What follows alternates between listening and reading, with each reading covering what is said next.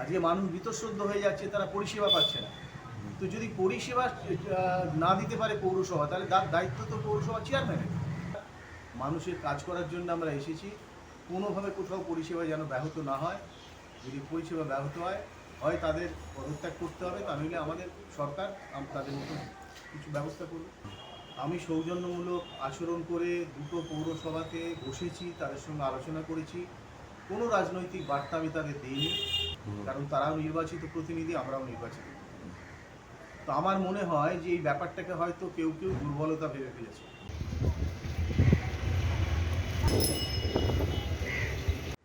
আজকে একটা আপনার ফেসবুকে পোস্ট করেছেন, দুই পৌরসভার পৌরপ্রধানকে অব্যাহতি দিতে বলেছেন। দেখুন, আমরা মানুষের সরকারে আজকে ক্ষমতায় এসেছি এবং আমাদের মুখ্যমন্ত্রী বারবার বলছে যে জনগণের কোনো অসুবিধে হলে আমাদের সেটা দেখতে হবে। আমি সৌজন্যমূলক আচরণ করে দুটো পৌরসভাতে বসেছি, তাদের সঙ্গে আলোচনা করেছি।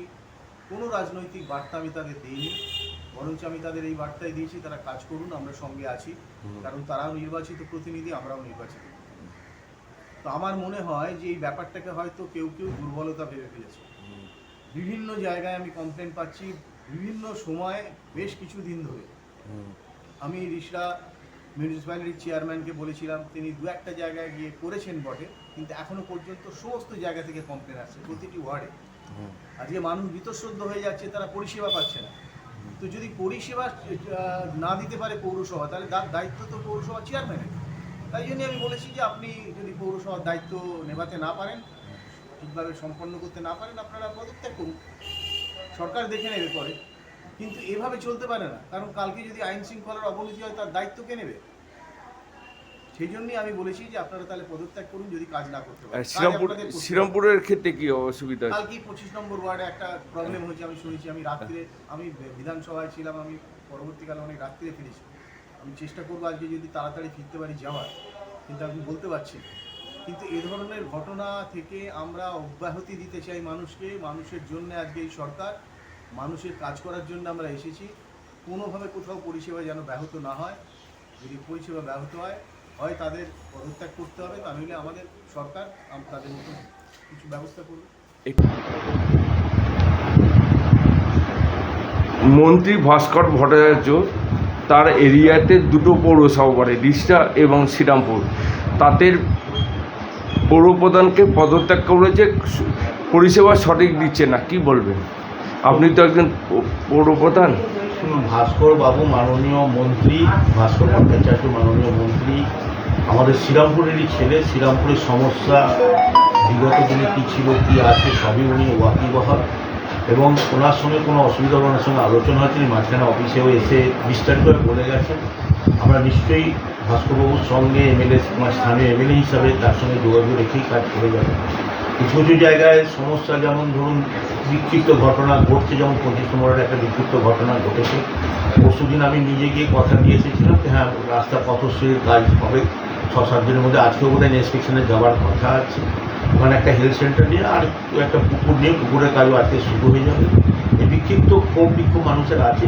এই রিসেন্ট একটা নতুন পরিবর্তন এসেছে, নতুন সরকার এসেছে, তাদের আমরা যে দল দিয়েছি তার অন্য দলের আজকে সরকার হয়েছে, তাতে আমাদের কোনো যায় আসে না। আমি ব্যক্তিগতভাবে মনে করি মানুষ, সরকার আছে, আসবে, সেটা ঠিক আছে, কিন্তু মানুষের কাজ সবাই মিলেমিশে করবে। অতএব সেখানে আমাদের কোনো আপত্তি নেই, সেটা কোনো বাধাও নেই, এবং সেইভাবে আমরা কাজ করে যাচ্ছি। একে অপরের সঙ্গে আমাদের মত বিনিময় হয়। আমরা ভাস্করবাবুকে অনুরোধ করেছি একদিন বসুন, আমাদের কী কী সমস্যাগুলো হচ্ছে কাজ করতে, সেগুলো একটু আসুন। যেমন পথশ্রী কাজ শ্রীরামপুরের বিভিন্ন জায়গায় আজ কাজ আটকায়, প্রায় 80টা কাজ ছিল, তারপরে 30টা মতন কাজ হয়েছে, বাকি অনেক জায়গায় কাজ হাফডান হয়ে পড়ে আছে। আমরা কেএমডিকে চিঠি লিখেছি, আমরা বারবার বলছি কাজগুলো করো বর্ষার টাইমে। তারপর আমাদের সোয়ারেজ ট্রিটমেন্ট প্ল্যান যেটা আছে, সেটাও কেএমডির আন্ডারে, সেটা আমরা কেএমডিকে চিঠি দিচ্ছি। এরকম কিছু কিছু আছে যেগুলো আমরা চেষ্টা করে যাচ্ছি মানুষকে যাতে পরিষেবাটা দেওয়া যায়, মানুষের পাশে থাকা। এবং বর্ষার টাইমে বেশ কিছু জল, এর আগে দীর্ঘদিন ধরেই জল জমে, একটা সমস্যা আছে। এটাও একটা চেষ্টা আছে সরকারের, কীভাবে যাতে জল না জমে তার চেষ্টা করা। বিশেষ করে আমরা মনে করি কেএমডি যেটা ওয়াটার, আমাদের সোয়ারেজ ট্রিটমেন্ট প্ল্যান যেটা করেছে পশ্চিমের, এরপরে সেটা যদি কাজ হয়ে যেত, তাহলে হয়তো কাজটা অনেকটা সুরাহ হতো, কিন্তু যে কোনো কারণে এখনো হয়নি। অতএব আমরা চেষ্টা করব মানুষকে পরিষেবা দেওয়ার। ভাস্করবাবুর সঙ্গে আমরা কথা বলবো নিশ্চয়ই, এবং তার সহযোগিতা তিনি বলেছেন দেবেন, আমরা সহযোগিতা কামনা করি, ওনাকে নিয়েই আমরা কিন্তু এই ফেসবুক পোস্ট ধরে তো অনেক কিছু জল্পনা আসছে। উনি বলেছেন ওনার সঙ্গে কথা বলবো, উনি যদি বলেন তাহলে আমরা সেভাবে কথা বলবো কীভাবে কী করা যায়। আমাদের সমস্যাগুলো যদি সমস্যা না হয় পদত্যাগ করার কথা বলছি, সেটাই কথা বলেছেন উনি, একবার আমরা নিজেরাও আলোচনা করি, তার সঙ্গেও আলোচনা করবো। উনি ফেসবুকে বলেছেন, আমাদের সঙ্গে সরাসরি সেভাবে তো কথা পাইনি। আমাদের ভিডিও ভালো লাগলে লাইক এবং শেয়ার করুন। কমেন্ট সেকশনে গিয়ে জানান আপনাদের মতামত। আরও ভিডিও পেতে আমাদের চ্যানেল সাবস্ক্রাইব করুন এবং প্রতি মুহূর্তে খবরের আপডেট পেতে প্রেস করুন বেল আইকন।